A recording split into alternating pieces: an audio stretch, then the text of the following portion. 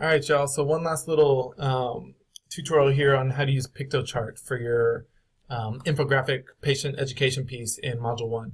So this is the home site, Piktochart, Piktochart.com. It's where you're going to go. Up here in the top right, you'll see an availability to sign up. Click sign up, and you can just sign up normal. It's very easy to sign up. Create your account down here at the bottom, and then it'll allow you to log in. So once you come, get out here, fly. Come and log in. So you log in, you'll come to this home page. So what you'll see is you're going to be using one of these three first templates for your Piktochart. Either an infographic, presentation, or a poster. You don't want to use a report, which is a 2-page visual. And so for each one of these, there's some templates on presentations at the bottom. You'll see that there's free templates and there's Light Pro templates. These involve you having to pay for something. By no means feel the need to pay for something for class. But if you go to presentation, you'll see that the templates change. If you go to poster, the templates change. So what I would tell you is kind of look over some of these templates depending on what you're going to present.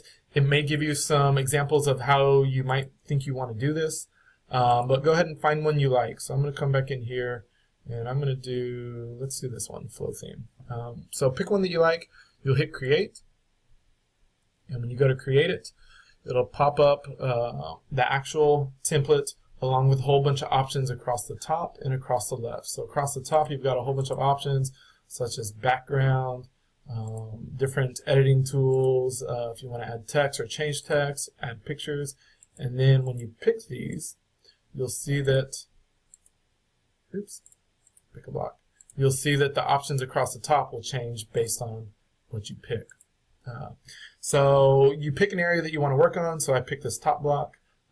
Again, if you want to change the background, then you could change the background to stars or stripes or green stripes or triangles. Ooh, that's really confusing. Whatever you want to do. I'm not going to talk you through all pieces of this because it's horribly in depth. I will tell you that there's a learning curve to this. So don't go in and try to do this assignment in 30 minutes. You'll notice this is the only thing due on the day that you're supposed to have your patient education piece done because it's going to take you probably a couple hours to do it right.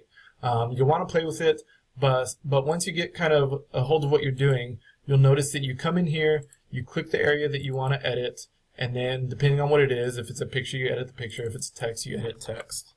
Edit text. Your options for what you're doing are all across the top, so color, change font, and so forth. What you'll want to do is come down here to the bottom left corner, this tour button. When you click the tour, you say, I would like to take the tour. It actually takes you through a tutorial of how to use each part of the Piktochart website. And so really, when you have questions, it's basically split up into different modules. The next arrow will take you through text.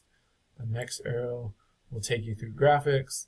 The next arrow will take you through uploading graphics.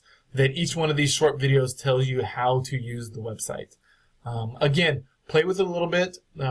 It's not incredibly intuitive, but once you figure out what you're doing, so in this area it's telling you how to group things together and change the layers. But once you figure out what you're doing, it becomes very easy to use, and you can really customize this as much as you want to. So I'm going to get out of here. But when you're done, you're going to come down here and you're going to download it. So top right corner, you would hit download.